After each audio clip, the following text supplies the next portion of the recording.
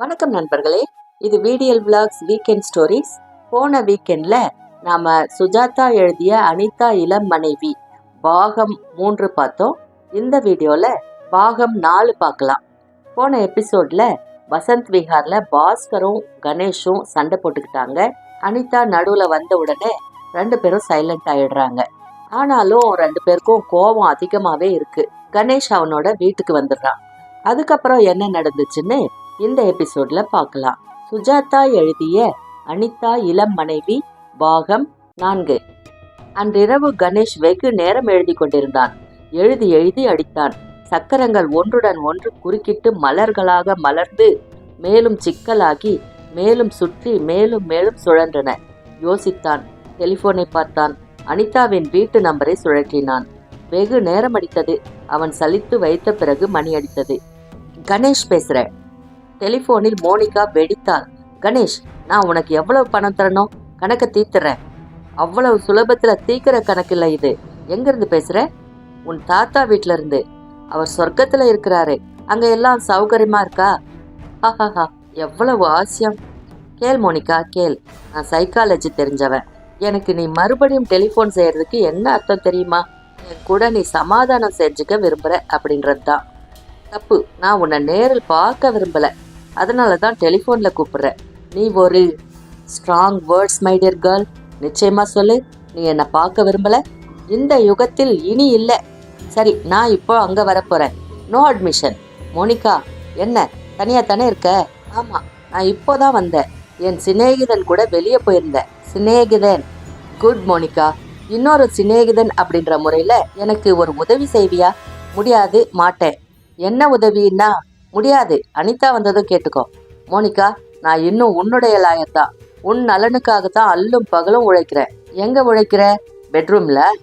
Strong words partner. நான் என்ன செய்யணும்? இதோ மண்டிட்டு கேட்டுக்கிறேன். என்ன நீ மன்னிப்பாயா ப்ளீஸ் அப்படின்னு கேட்கணுமா? ரோஜா பூ அனுப்பணுமா? கணேஷ், சோப் போடுறத நிறுத்து. என்ன வேணும்னு சொல்லு. உன் அப்பாவின் அறையை நான் சோதனை போடணும். அப்புறம் அனிதாவின் அறையையும். சரி, நானும் கூட இருப்பேன். சரி என்று ஒப்புக்கொண்டான் கணேஷ். இதுதான் என் அப்பா என்று மேஜை மேல் மாலை போட்டுக் கொண்டிருந்தவரை போட்டோவில் காட்டினாள். அவர் காலர் இல்லாத இந்திய கோட் அணிந்திருந்தார். தலைமயிர் அதிகமில்லை.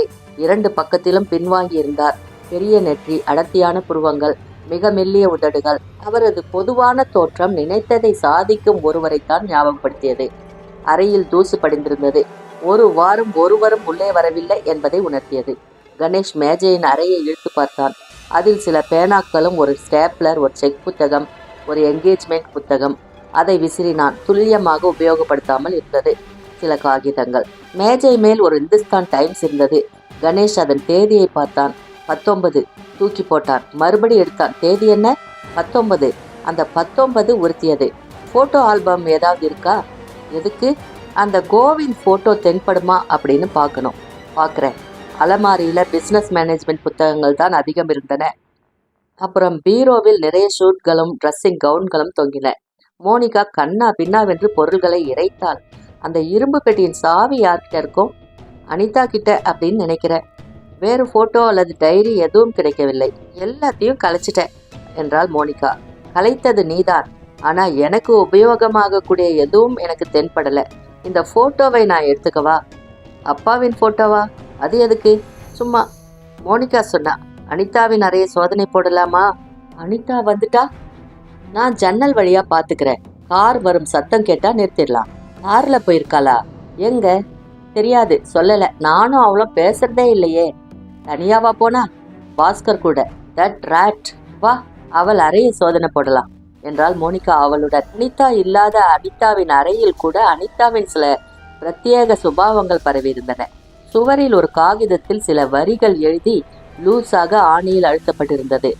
வசந்தம் சென்றுவிடும், ஆனால் பூக்கள் திரும்ப மலரும். யௌவனம் சென்றுவிடும், அந்த நாட்கள் திரும்பி வாரா. அப்புறம் அவள் படுக்கை மிக சுத்தமாக இருந்தது. பாம்பே டையிங்கின் மிக அழகான விரிப்பு. படுக்கை அருகில் புத்தகம், கபீரின் பாடல்கள், தாகூர் ஆங்கிலப்படுத்தியது. அப்புறம் சுவரில் ஒரு படத்தில் ஒரு சிறிய பெண், இருபுறமும் சிறிய பையன்கள் நிற்க நடுவில் உட்கார்ந்திருக்கிறாள். அனிதா 7 வயதில். மேஜை மேல் காகிதங்கள் சிறப்பாக மஞ்சளில் இருந்தன. அவளுக்கு பிடித்த வர்ணம் போலும். மைக்கூடு வினோதமாக இருந்தது. மேஜையின் அறைகள் பூட்டப்பட்டிருந்தன. எல்லா அறைகளும் அவள் செருப்பு வெல்வெட் ஜிகினாவுடன் அவள் மென்மையான கால்களை ஞாபகப்படுத்தின. பாத்ரூமில் ஆச்சரியகரமான அலங்கார சாதனங்கள் மிகவும் கம்மியாக இருந்தன. இருந்தவை மிகவும் உயர்ந்த பண்டங்கள். கண்ணாடி அலமாரிக்குள் சின்ன சின்ன அழகான பொம்மைகள். வார்ட்ரோப் நிறைய புடவைகள், பெரும்பாலும் மஞ்சள் அல்லது நீல நிறம். பகட்டு அதிகமில்லாத விலை அதிகமான புடவைகள். சல்வார் கமிஸ் அணிவாளா என்ன? அப்புறம் ஒரே சீராக தைக்கப்பட்ட எவ்வளவு ரவிக்கைகள்! அவைகளை விலக்கி அவற்றின் பின்னே உள்ளே ஏதாவது கதவு தெரிகிறதா என்று பார்த்தான். இந்த டிராயருக்குள்ள என்ன இருக்கும் என்று கேட்டாள் மோனிகா. பூட்டி இருக்கே. சாவி இல்லை. சாவி இல்லாம நான் திறப்பேன். ஒரு ஆணி மட்டும் வேணும். ஆணி தரேன். அப்புறம் ஜன்னல் வழியா வெளியே பார்த்துட்டே இரு, யாராவது வராங்களா அப்படின்னு. கணேஷ் அந்த மேஜையை சுலபமாக திறந்தான். முதல் அறையில் ஒரு டைரி இருந்தது. முதல் பக்கத்தில் அனிதா அந்தரங்கம் என்றிருந்தது. அதை படிக்க அவன் முற்படவில்லை. 3 இன்சூரன்ஸ் பாலிசி இருந்தது. 3ம் ஷர்மாவின் ஆயுள் இன்சூரன்ஸ் பாலிசிகளின் தொகையை கவனித்தான். 3ம் சேர்ந்து 3.5 லட்சத்துக்கானது. 3லும் வாரிசுதாரரின் பெயர் சமீபத்தில் மாற்றப்பட்டிருந்தது, அனிதா சர்மா. அப்புறம் அந்த பாலிசிகளுடன் சம்பந்தப்பட்ட சில காகிதங்களும் இருந்தன. அடுத்த செருகரையில் சில சம்பந்தமில்லாத பொருள்கள் இருந்தன. திடீரென அதை பார்த்தான். திடுக்கிட்டான். உடனே மூடிவிட்டான். மேஜையின் மற்றொரு அறையில் அழகான பச்சை அட்டை போட்ட போட்டோ ஆல்பம் இருந்தது. அதை திறந்தான். முதல் பக்கத்தில் ஷர்மாவும் அனிதாவும் மாலை அணிந்து கொண்டு பெரிய என்லார்ஜ்மெண்ட். அடுத்த பக்கங்களில் மேலும் ஷர்மாவும் அனிதாவும் மலை பிரதேசங்களில், படகுகளில், ஹோட்டல்களுக்கு முன், விமான நிலையத்தில், நீர்வீழ்ச்சிகளுக்கு முன், பார்ட்டிகளில். எவ்வளவோ போட்டோக்கள், எவ்வளவோ மனிதர்கள். மோனிகா ஒரு சில போட்டோக்களில் இருந்தாள். இன்னும் சின்னவளாக, காதில் வளையத்துடன், நீண்ட கூந்தலுடன். எவ்வளவு மாறி இருக்கிறாள்! மோனிகா, இங்க வா ஒரு நிமிஷம். என்ன? இந்த போட்டோ ஆல்பத்தை பாரு. இதுல எனக்கு ஒரே ஒரு போட்டோ வேணும். இதுல ஏதாவது இருக்கா பாரு, சீக்கிரம். மோனிகா அவசர அவசரமாக புரட்டினாள். இதுதான் என்று சுட்டி காட்டினாள். எனக்கு தேவை கோவிந்த். இதோ இவன்தான். எஜமானருக்கு அருகில் பய பக்தியுடன் பாதி மறைத்து நின்று கொண்டிருந்தான் கோவிந்த். வெயிலுக்கு நெற்றியை சுருக்கி கொண்டு, நெருக்கமாக தலை வெட்டி கொண்டு, வெள்ளை ஷர்ட் அணிந்து, மெல்லிய மீசையுடன் அவர் அருகில் சற்று பின்தங்கி நின்று கொண்டிருந்தான். கணேஷ் அந்த புகைப்படத்தை சட்டென்று உருவி பைக்குள் போட்டுக்கொண்டு ஆல்பத்தை மூடி அந்த மேஜை அறைக்குள் திரும்ப வைத்து அதையும் மூடினான். கடிதங்கள் ஏதும் இல்லையா என்றாள் மோனிகா. நிறைய இருக்கு. டைரி கூட இருக்கு. எங்கே பார்க்கலாம்? வேண்டாம், கூடாது, நியாயமாகாது. கள்ளச்சாவி போட்டு திறப்பது மட்டும் நியாயம். நான் பார்க்கத்தான் போறேன். வெளியே கார் ஆரன் சத்தம் கேட்டது. ஓ நோ என்றாள். குயிக், விளக்கையானை, அறையை விட்டு வெளியே போ என்றான். அனிதாவும் பாஸ்கரும் உள்ளே நுழைந்த போது கணேஷ் ஹாலில் ஒன்றுமறியாதவன் போல் வீக்லியை புரட்டி கொண்டிருந்தான். Hello mister Ganesh. Hello Anita. இந்த பாஸ்கரை நம்பி இவன் கூட வெளியே போறீங்களே, இது நியாயமா? எங்கே மோனிகா? அவ என் கூட பேசுறதில்ல. உள்ள இருந்தே என்னை பார்க்காம பதில் சொன்னா. எதுக்கு வந்தீங்க? உங்க காவலுக்காக, உங்களை துஷ்டர்கள் கிட்ட இருந்து காப்பாத்துறதுக்காக என்று பாஸ்கரை பார்த்து சொன்னான். அந்த டிராயர் பூட்டப்படவில்லை. அதை அவள் திறக்க முற்படக்கூடாது. அவன் அதை பார்த்தது அவளுக்கு தெரியக்கூடாது. பார்த்ததின் அதிர்ச்சி அவனுக்கு இன்னும் அடங்கவில்லை. அந்த அதிர்ச்சி அதிகப்படியான இதய துடிப்பாக வெடித்து கொண்டிருந்தது. எதிரே பேசுபவரின் வார்த்தைகளில் கவனமில்லாது எண்ணங்கள் சுழல்களாக விரிந்து கொண்டிருந்தன. கணேஷ், நீ இங்கேயே படுத்துக்கொள்ளப் போகிறாயா? ஆம் என்றான். கேட்டது பாஸ்கர். அதற்கு அவசியம் இருக்காது என்றான் பாஸ்கர். இதை சொல்ல வேண்டியது நீ இல்லை. அனிதா மேலே சென்ற போது அவனுக்கு இன்னும் இதயம் படப்படுத்தது. அவள் மேஜைக்கு இப்பொழுது செல்வாளா? ஏதாவது எழுத வேண்டுமென்றால் தான் மேஜைக்கு போகும் அவசியம் ஏற்படும். இந்த இரவு நேரத்தில் அவள் எழுத முற்படுவாளா? நான் பார்த்தது தப்பு. இல்லை, நான் பார்த்தது நல்லது. இனி நான் ஜாக்கிரதையாக இருக்க வேண்டும். யாரிடம்? பாஸ்கரிடமா? அனிதாவிடமா? மோனிகாவிடமா? இந்த மூவரையும் தவிர வெளியே இருப்பதாக அவன் நினைக்கும் அந்த 4வது ஆசாமியிடமா? அவன் அல்லது அவள் யார்? கணேஷ், கொஞ்சம் மேலே வாங்க என்று அனிதா கூப்பிட்டாள். கண்டுபிடித்து விட்டாள். நான் அவள் அறையை சோதனை போட்டதை கண்டுபிடித்து விட்டாள். என்ன கேட்கப் போகிறாள்? என்ன பதில் சொல்லப் போகிறேன்? அவள் தன் ட்ரெஸ்ஸிங் டேபிள் அருகில் உட்கார்ந்து கொண்டு தன் கழுத்து மாலையை கழற்றி கொண்டிருந்தாள். அந்த மேஜையின் அருகே இல்லை. கணேஷ், ஏதாவது தகவல் தெரிஞ்சதா? எதை பத்தி அனிதா? அவர் மரணத்தை பத்தி விசாரிச்சுட்டு இருந்தீங்களே, நான் போலீஸ் ஆபீசரையும் சந்திச்சேன். எல்லாரும் சந்தேகிக்கிறது அந்த கோவிந்த தான். எனக்கும் அவனை கண்டுபிடிக்கிறது தான் முதல் பிரயத்தனமா இருக்கணும் அப்படின்னு தோணுது. போலீசாருக்கு கொடுக்கப்பட்ட வர்ணனை போதாது அப்படின்றாங்க. போட்டோ கேட்குறாங்க. அவன் போட்டோவே இந்த வீட்டில் கிடையாதா? எனக்கு தெரிஞ்சவரை கிடையாது. நான் அவன் போட்டோ எதையும் பார்த்ததா ஞாபகம் இல்லை. கணேஷ் தன் பையில் இருந்த போட்டோவை தொட்டுக்கொண்டான். எதற்காக பொய் சொல்கிறாள்? அந்த ஆல்பத்தை அவள் பார்த்ததே இல்லையா? அனிதாவின் முதல் பொய். எல்லோரும் பொய் சொல்கிறார்கள். மோனிகா, அவளுடைய முதல் பொய் என்ன? அனிதா அவன் முன்னாலேயே சேரியிலிருந்து நைட் கவுனுக்கு மாறிக்கொண்டிருந்தாள்.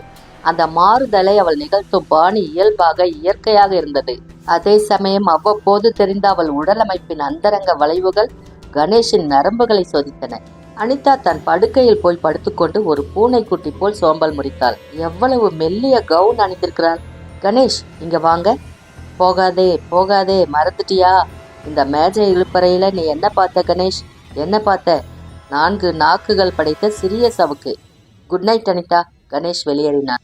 தன் வீட்டு முகப்பில் கார் நின்றதும் எதிரே காத்திருந்த அந்த ஆள் எழுந்து தன்னை நோக்கி வருவதை கணேஷ் கவனித்தான். அவன் உயரம், கனம், அவன் உடை அமைப்பிலிருந்து அவன் சமூக மட்டம் எல்லாவற்றையும் கணித்தான். காரின் கதவை பூட்டும் போது அவனை கவனித்ததாக காட்டிக்கொள்ளவில்லை. உதட்டில் ஒரு மெட்டை பொருத்தி கொண்டு தன் பையிலிருந்து சாவி எடுத்து முன்கதவை திறக்கையில், 1 நிமிஷம் என்றான் அவன். கணேஷ் திரும்பி அவனை பார்த்தான். அவன் ஒன்றும் அப்படி அழகனாக இல்லை. உண்மையை சொல்ல போனால் சில ஆக்ரோஷமான காரியங்களுக்கென்றே படைக்கப்பட்டவன் போல தோல் ஜாக்கெட்டும், கையில் தொலை தொலை என்று கடிகார சங்கிலியும், காதருகில் சூடு போட்டது போல இறங்கின கிராப் மயிரும், கட்டுப்பாடு இல்லாத மீசையும். கணேஷ் கவனித்தது ஒன்று மட்டும்தான். இவன் என்னை விட சுத்தமாக 10 கிலோ எடை அதிகமுள்ளவன். என்ன வேணும் என்றான். உன் கூட பேசணும். என்ன பேசணும்? வியாபாரம். கதவை திற. என்ன வியாபாரம்? சொல்றேன், கதவை திற. என் பேர் கணேஷ். உன் பேர் கணேஷ். எனக்கு நல்லாவே தெரியும் கணேஷ். என் மச்சானே, கதவை திற. உனக்கு அதிர்ஷ்டம் காத்துட்டு இருக்குது. கணேஷ் அவனை அனுமதிக்க தயங்கினான். அவன்தான் சொந்தக்காரன் போல உள்ளே நுழைந்தான். சுவரில் இருந்த விளக்கின் பட்டனை அழுத்த ஒளி வெள்ளத்தில் இன்னும் தெளிவாக அவனை பார்க்க முடிந்தது. பார்த்த காட்சியை அவன் ரசிக்கவில்லை. வந்தவன் கனமாக சோபாவில் உட்கார்ந்து, ஃபேனை போடுறியா என்று கேட்டான். என்ன வேணும் உனக்கு? இது நான் கேட்க வேண்டிய கேள்வி. உனக்கு என்ன வேணும்? எதுக்கு? எல்லாத்தையும் மறக்கிறதுக்கு. பேசாம இந்த கேஸ்ல இருந்து லீவ் எடுத்துட்டு சும்மா இருக்கிறதுக்கு. எந்த கேஸ்? நீ ஒரு EOT லாயர். நீ எடுத்துக்கிட்டு இருக்கிறது ஒரு கேஸ் தான். அனிதா. அனிதா? ஓ, மிஸ்ஸஸ் சர்மா. மிஸ்ஸஸ் சர்மா. அந்த ஆளு மட்டும் உயிரோட இருந்திருந்தா உன்னை வெட்டி சாச்சிருப்பாரு. அவர் உயிரோட இல்லாததால் தானே நானு. அதிகம் பேசாத. எவ்வளவு வேணும் கேளு என்று பேண்ட் பைக்குள்ள கைவிட்டான் அவன். எதுக்கு? இந்த கேலி கூத்திலிருந்து விலகிறதுக்கு. இந்த நிமிஷத்திலிருந்து முழுமையா விலகிடணும். அந்த வீட்டு பக்கம் நீ அடி எடுத்து வைக்க கூடாது. அந்த பெண் மோனிகாவை நீ பார்க்கவே கூடாது. அவ்வளவுதான், சுத்தம், க்ளோஸ். என்ன கேட்குற? ஒரு கேள்வி. நீ இதுல யாரு? ஒரு நண்பன். யாருக்கு? இப்போ உனக்கு. உன்னை ஆபத்திலிருந்து காக்க வந்த நண்பன் நான். எண்ணிக்கையை சொல்லு. செக்க கிழிக்கிறேன். எவ்வளவு 1000 வேணும்னு சொல்லு. உன் பேர் என்ன? சாஸ்திரி. கணேஷ் சிரித்தான். திரும்பவும் முயற்சி செஞ்சு பாரு. சாஸ்திரியா? சாஸ்திரி. சிரிக்காதே. பணம் எவ்வளவுன்னு சொல்லு. அவன் ஒரு செக் புத்தகத்தை உருவி தயாராக வைத்திருந்தான். சிண்டிகேட் பேங்கின் புத்தகம் அது. செக் ரப்பரா இருந்தா? கேஷ் வேணுமா? அரை மணில தயார் செய்யற. எவ்வளவு அப்படின்னு சொல்லு. யோசிச்சுட்டு சொல்லவா என்றான் கணேஷ். இதில் என்ன யோசனை உனக்கு? 100க்கு மேல என்ன தெரியாதா? Sastri, get out. என்ன சரியா பார்த்தியா? கெட் அவுட் என்றியே. என்ன சரியா பார்த்துதான் சொன்னியா? எழுந்து நின்று அழகு போட்டியை போல உடம்பை காண்பித்தான் சாஸ்திரி. கெட் அவுட் என்றான் கணேஷ். டேய், உனக்கு சாக ஆசையா? சாஸ்திரி, இதோ பார், இதுதான் வழி. வெளியே போகும் வழி. எக்ஸிட்டுக்கு ஸ்பெல்லிங் தெரியுமா உனக்கு? சாஸ்திரி வீசினான். கணேஷ் ஒதுங்கிக் கொள்ள அந்த வீசல் சோபாவின் முனையில் பட்டது. நன்றாக பட்டிருக்க வேண்டும். சாஸ்திரிக்கு மேலும் கோபம் ஏற்பட்டு மத யானை போல் கணேஷின் மேல் பாய்ந்தான். கணேஷ் தப்பித்து அந்த சோபாவை சுற்றி சுற்றி வந்தான். சாஸ்திரி 2 கைகளையும் அகல விரித்து கொண்டு அவனை கோழி பிடிக்கிறவன் போல அணுகினான். கத்தியை உருவினான். கணேஷ் சோட்டைலால், சோட்டைலால் என்று கத்தினான். சரியான கத்தல்லது. எதிர் வீட்டில் சைக்கிள் கடைக்கு முன் உட்கார்ந்திருந்த சோட்டைலாலுக்கு ஸ்பஷ்டமாக கேட்டது. ஓடி உள்ளே வந்த சோட்டைலால் அப்படியே அந்த கையை பற்றி கத்தியை உதித்து முழங்காலால் அவன் முதுகில் தைக்க கணேஷ் சேர்ந்து கொண்டு 2 பேரும் சாஸ்திரியை தாக்கினார்கள். அவனை உட்கார வைத்து சோடா உடைத்து கொடுத்து கீழே விழுந்து கிடந்த அவன் செக் புத்தகத்தை திருப்பி அவன் பையிலே போட்டுவிட்டு, சாஸ்திரி, இப்போ சொல் என்றான் கணேஷ். சாஸ்திரி என்ன என்று கேட்க நினைத்தான். குரல் எழும்பவில்லை. அவனால் எழுந்திருக்க முடியவில்லை. சாஸ்திரி, நான் போலீஸ் கம்ப்ளைண்ட் கொடுத்து உன்னை நேராக சிறைக்கு அனுப்ப முடியும். இத்தனை பேர் சாட்சி. போங்கப்பா போங்க, என்ன வேடிக்கைங்க. போ, சொல்லு என்றான் கணேஷ். என்ன சொல்ல? உன்னை யார் அனுப்பி வச்சாங்க? ஒருத்தரும் இல்லை. சோட்டேலால், போலீஸுக்கு ஃபோன் செஞ்சு ஃப்ளையிங் ஸ்குவாடை கூப்பிடு. அவங்க தீர்த்து வைக்கட்டும். இதை என் வீட்டில் நுழைஞ்சு என்ன அடித்தான்? கத்தியால் குத்த வந்தான். இதோப்பா ரத்தம், சட்டை கிழிஞ்சிருக்கு. சாஸ்திரி, யார் உன்னை அனுப்பி வச்சாங்க? பாஸ்கர் என்றான் சாஸ்திரி. தேங்க்யூ சாஸ்திரி. இன்னொரு சோடா சாப்பிட்றியா? மறுநாள் காலை சுமார் 10 மணி அளவில் கணேஷ் 3 தடவை தொலைபேசியில் பேசினான். அவைகள் வருமாறு: முதலில் இன்ஸ்பெக்டர் ராஜேஷுக்கு. Inspector Rajesh, Ganesh here. ஞாபகம் இருக்கா? எனக்கு ஒரு சின்ன உதவி செய்யணும். இறந்து போன சர்மாவின் போஸ்ட்மார்ட்டம் ரிப்போர்ட் வேணும். யாரை கேட்கணும்? ஒரு நிமிஷம் குறிச்சுக்கிறேன். சொல்லுங்க. ஒண்ணுமில்ல, அதை நான் பார்க்கணும். ஒரு தடவை அதை பார்க்க அனுமதிச்சா போதும். கோவிந்த் அகப்பட்டானா? இல்லையா? சிக்கல் தான். இல்லை சார், எனக்கு ஒரு சர்டிஃபிகேட் வேணும். அந்த அளவில் தான் என்னோட இன்ட்ரெஸ்ட். நான் வந்து பார்க்குறேன் உங்களை. பாய். இரண்டாவது, இந்திய விமானப்படையின் தலைமைச் செயலகத்திற்கு.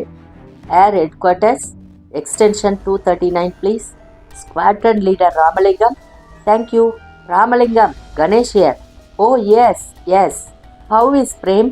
நீங்கள்லாம் பெரிய ஆசாமிங்க. அப்படி இல்லை. பை த வே, உங்ககிட்ட இருந்து ஒரு சமாச்சாரம் வேணும். கொஞ்சம் வினோதமாக படும் உங்களுக்கு. விஷயம் இதுதான். ஃப்ளைட் லெஃப்டினன்ட் ராஜா அப்படின்னு ஒரு ஆசாமி பற்றிய சில தகவல்கள் வேணும். ராஜா, RAJA.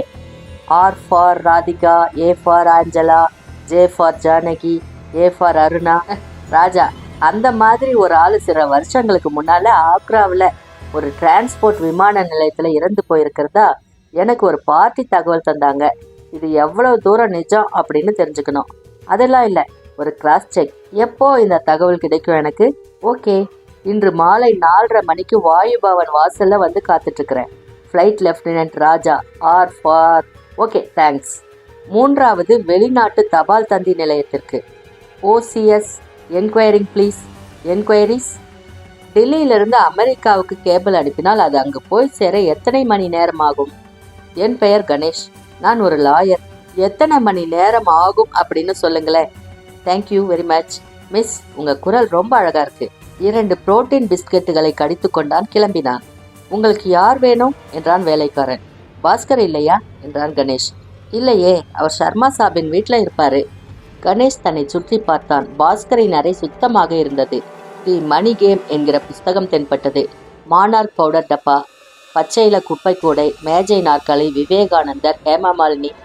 நீ அவரோட வேலைக்காரனா? Group photo, telephone. ஆமாம், நீங்கள்? சுத்தமான ஒற்றை படுக்கை, பத்திரிகைகள். அவரோட ஃப்ரெண்டு, ஆக்ராவிலேருந்து வர. உங்கள் பேர் சொல்லுங்கள், வந்தால் சொல்கிறேன். நானே போய் பார்க்குறேன். உன் பேர் என்ன? காட்ராய் ஷூக்கள், கருப்பு பெட்டி, இரும்பு அலமாரி. ராம் ஸ்வரூப். நடு மேஜையில் சீட்டு கட்டு. நல்ல பேர் ராம் ஸ்வரூப். ஒரு நிமிஷம். என்ன சார்? அது ஒன்றும் இல்லை, 10 நாளுக்கு முன்னால் பாஸ்கர் ஆக்ரா வர்றதா எனக்கு கடிதம் எழுதியிருந்தாரு. நான் அப்போ ஆக்ராவில் இல்லை. திடீர்னு வேலை விஷயமா வெளியூர் போக வேண்டியிருந்தது. உன்னோட எஜமான் ஆக்ரா போயிருந்தாரா அப்படின்னு தெரியணும். எப்போ? போன 18ஆம் தேதி அல்லது 14ஆம் தேதியில். இல்லையே, அவர் எங்கேயுமே போகலை. டெல்லியை விட்டு எங்கேயுமே போகலையா? இல்லையே, போன 4-5 மாசமா டெல்லியில தான் இருக்கிறாரு. கணேஷ் பாஸ்கரின் வீட்டை விட்டு வெளியே வந்து தன் காரை கிளப்பி சாலையில் வாகனங்களின் ஓட்டத்தில் கலந்து கொண்டான். மெதுவாக யோசித்து கொண்டே ஓட்டினான். பாஸ்கர், நீ அப்படிப்பட்டவனா? பொய் சொல்லியிருக்கிறியா? என்னை விலக வைக்க பணம் கொடுக்கிறியா? என்னை அடித்து உதைக்க முயற்சி செய்யறியா? ஏன் பாஸ்கர், ஏன்? கண்டுபிடிக்கிறேன், கவலைப்படாதே. கணேஷ் வசந்த் விஹாரை அடைந்து உள்ளே நுழைந்ததும் மோனிகா வரவேற்றாள். Hello, you look great. யாருக்காக இந்த அலங்காரம் என்றாள். குட் மார்னிங் என்றான் சிக்கனமாக. கணேஷ், உனக்கு என்ன வயசு? உன் வயசோட 10 சேர்த்துக்கோ. நான் அதைத்தான் விரும்புகிறேன். எதை? என்னை விட அதிக வயது உள்ளவனை, அதிக அனுபவம் உள்ளவனை நேசிப்பதை என்றான் கணேஷ் அவசரமா. உன்னை விட அதிக வயதுள்ளவன், அதிக அனுபவம் உள்ளவன் கொஞ்சம் அவசரத்தில் இருக்கிறான். அனிதா எங்க? தரிசிக்கணுமா? சாரி, அவ இல்லை. இல்லைன்னா நேற்று இரவு எங்கோ வெளியில போனா, இதுவரை திரும்ப வரல. கணேஷ் கை கடையாத்த பொறுமையுடன் பார்த்துட்டு இருந்தான். கணேஷ், உன்கிட்ட ஒரு முக்கியமான செய்தி சொல்லணும் என்றாள் மோனிகா. சொல், தனியாக தானே இருக்கிறோம். எனக்கு நேற்று ஒரு டெலிஃபோன் கால் வந்தது.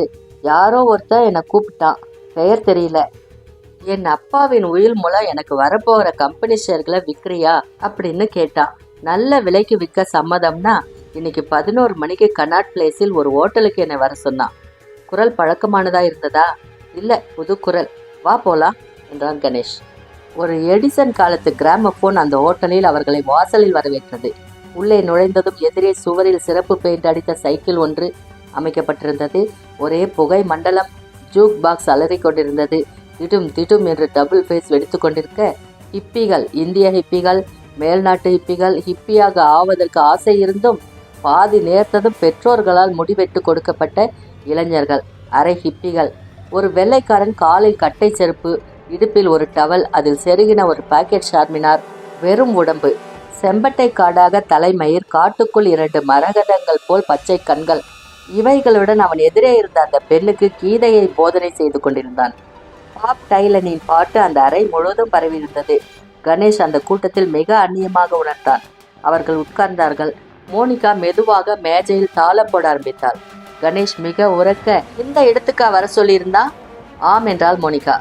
இங்க எதுவுமே பேச முடியாது, என் தொண்டை வத்தி போயிடும். தலையாட்டினாள் மோனிகா. அந்த இடத்தில் இளமையின் உஷ்ணம் வர வர ஏறிக்கொண்டே சென்றது.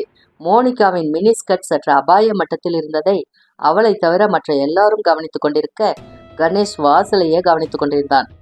வந்திருந்தவர்கள் எவரும் ஷேர் வாங்கக்கூடியவர்களாக தெரியவில்லை. ஒரு இப்பி வந்து மேஜை மேல் உட்கார்ந்து கொண்டு பேபி என்றான். கணேஷ் மோனிகாவை பார்த்தான். அவள் சளைக்காமல் யா சுகர் டால் என்றாள். கணேஷ், ஐயா, நீதான் இவளுக்கு போன் செஞ்சியா என்றான். இளைஞன் திரும்பி அவனை பார்த்தான். நீ யார்? என் அப்பாவா என்றான். உன் தாத்தா என்றான் Ganesh. Hello grandfather, please to meet you. Monica சிரித்தாள். தைரியம் அடைந்த அவன் அவள் இடுப்பை சுற்றி கை வைத்து, வா மாடிக்கு போலாம், அங்கே ஒரு பில்லியர்ட்ஸ் மேஜை இருக்கு என்றான். கணேஷ் எழுந்து அந்த ஹிப்பியை அவளிடமிருந்து பறித்து தூர எறிந்தான். எரியப்பட்ட ஹிப்பி அதனால் கோபமடைந்தான். வெயிட்டர் ஒருவனின் ட்ரேயிலிருந்து ஒரு கனமான பீங்கான் தட்டை எடுத்து கணேஷின் பக்கம் வீசினான். எரியப்பட்ட தட்டு அப்பொழுதுதான் கல்யாணம் செய்து கொண்டு தன் இளம் மனைவியுடன் உள்ளே நுழைந்த ஜேர்னியல் சிங் என்ற சர்தார்ஜியின் தலைப்பாகையை தட்டிவிட்டது. சாதாரணமாகவே சர்தார்ஜிகள் சண்டை பிரியர்கள். ஜேர்னியல் சிங் புதிதாக கல்யாணமான தலைப்பாகை இழந்த சர்தார்ஜி.